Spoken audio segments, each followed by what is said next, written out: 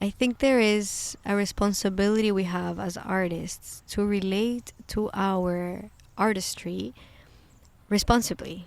And that has to do with sensing into our artistic sensibility as a medicine or a gift that we were given to come into this embodiment, to become the people that we are and share this medicine with the people in our community around us. And I think it's about asking the question, what is a medicine that I can bring? Not from a place of heroism, not from a place of saviorism, but from a place of genuinely, honestly inquiring, asking, what is the medicine needed right now that my art can bring? And sitting with that question without needing to answer that question. My conversation with Azul Carolina Duque, artist, researcher, and member of the Gesturing Towards Decolonial Futures, or GTDF collective. This episode is a 15-minute condensation of a much longer conversation recorded on September 16th, 2024 in Victoria, British Columbia. The complete conversation includes a section on the GTDF's new book, Outgrowing Modernity, Navigating Complexity, Complicity, and Collapse with Accountability and Compassion. But I've chosen to publish that as a separate 15-minute episode. So this episode is focused on Azul's research, Reactivating, Exiled, Capacities. You'll also hear excerpts from a sound walk Azul and I took in Beacon Hill Park, Victoria. Art as medicine. Azul begins with a land acknowledgement. There is an acknowledgement of land that we've learned from the Guarani people, which first involves acknowledging land as a living entity, not a resource to be owned or exploited for our own benefit, but rather a living being from with which we extend from. We're an extension of land. And then there's a recognition that we ourselves are land too. And that makes us family. That makes us a very complicated but a beautiful family nonetheless. And that involves not only our human kin, but also our interspecies and intergenerational kin. So we are woven through familiar ties across time and space with all species. And that also involves an acknowledging the violence that is needed for us to live in the ways we live today and for us to have this conversation today. The minerals, the mining that was necessary for the minerals to have the technology in these microphones, the cables, all the infrastructure that was needed for you to be here and for me to be here. That includes transportation, toxic waste disposal, and other myriad kinds of modern-day slavery that sustain our lifestyles. So we acknowledge this not to bring in guilt or shame, but to bring up the reality that we're living through and to call in responsibility for our shared time together. And with that, I'd like to also acknowledge the indigenous communities that have been in relationship with these territories specifically before time immemorial. And so in this case, it's the Lekwungen-speaking peoples, the Songhees and the Esquimalt. Oh, there's so many things when you open your ears to listening. I can hear the birds, several types of birds. Some of them are further, one of them is very close. There's a plane. I can hear the steps of the people walking in front of us, ever so gently.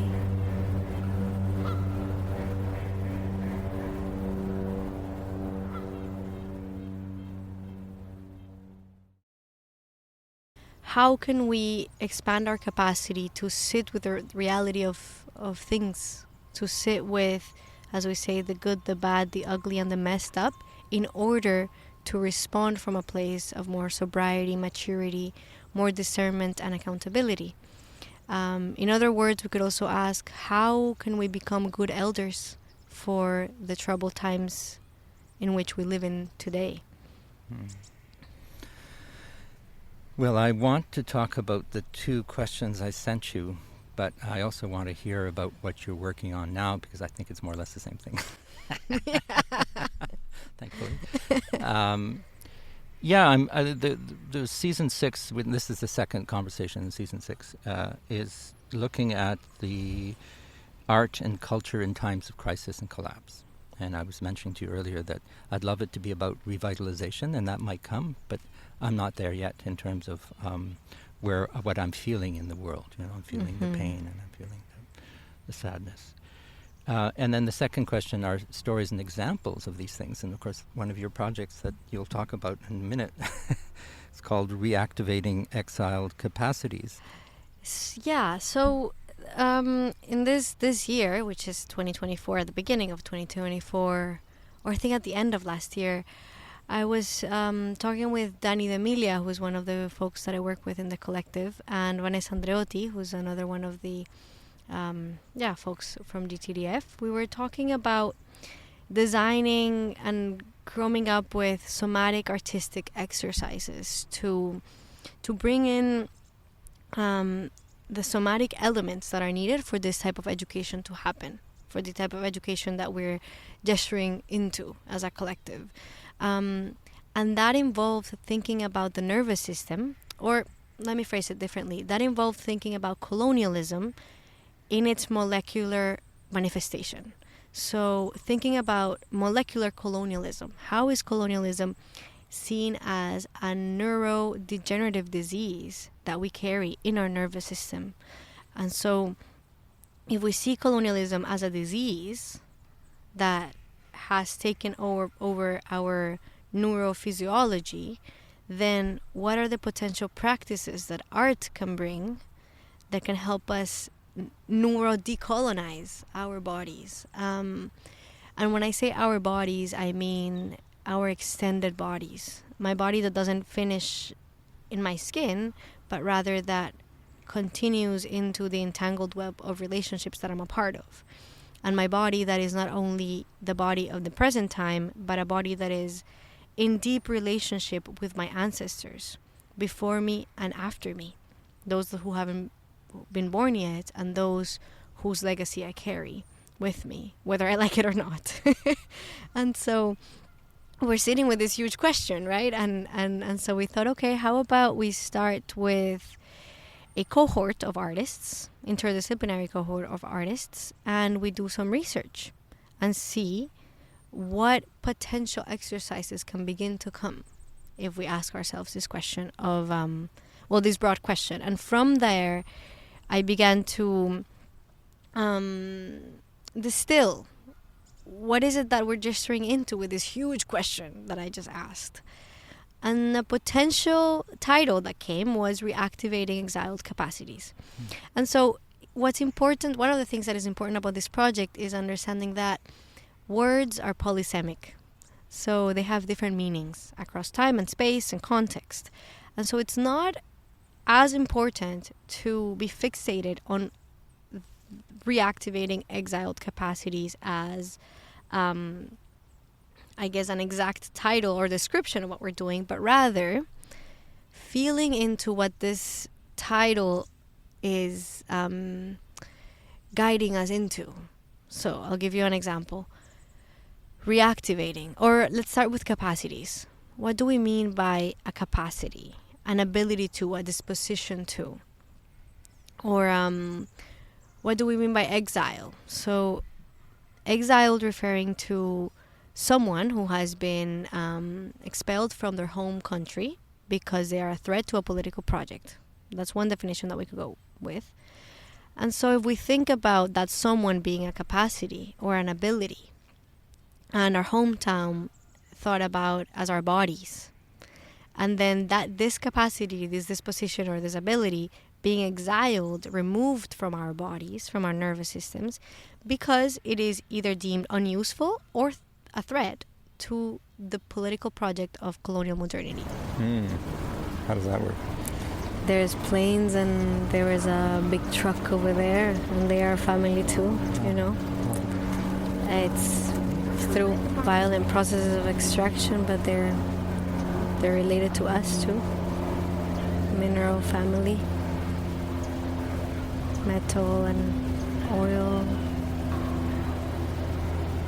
polymers.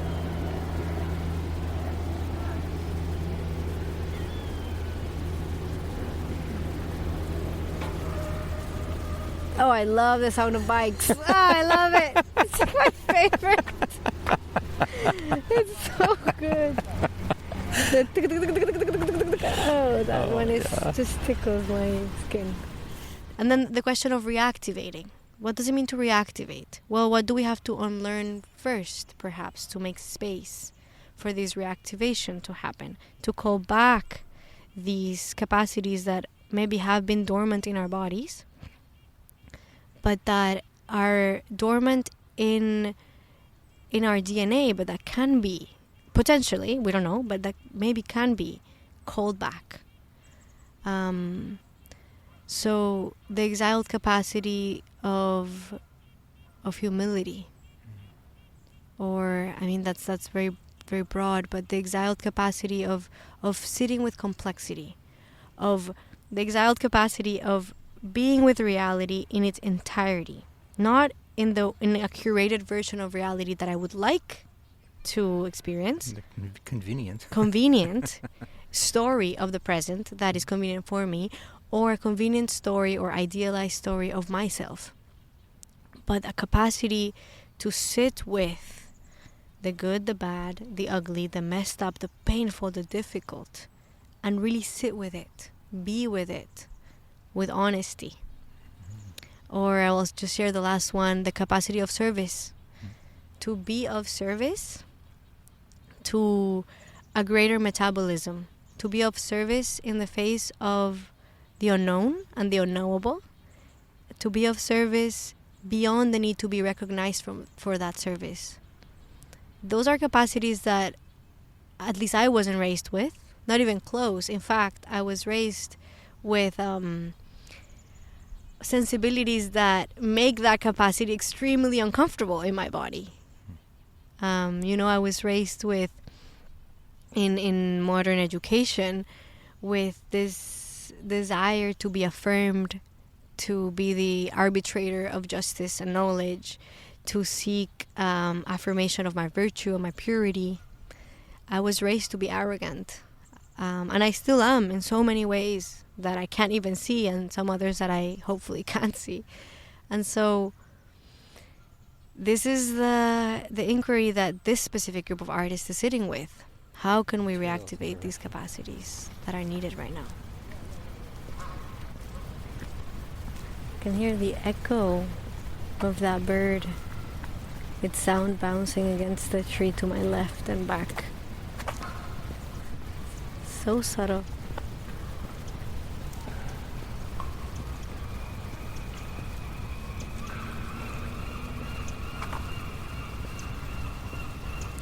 Seagulls bring the ocean with their call, their song. It's the song of the ocean.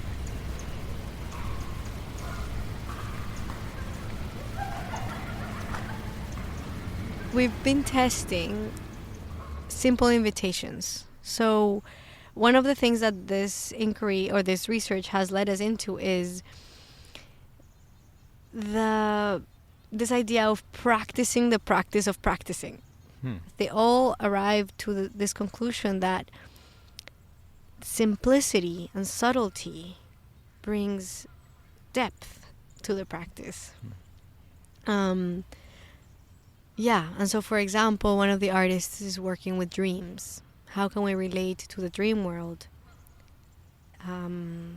with more, I guess, reverence and humility? And what does that have to teach us that can be important for these times of collapse? Another artist is working with the voice. How is our relationship with sound, with listening, with our own voice, with vibration, important to cultivate as we experience accelerating levels of grief, despair, and pain? There is somebody working with clowning, somebody working with rhythm, somebody working with dance, photography,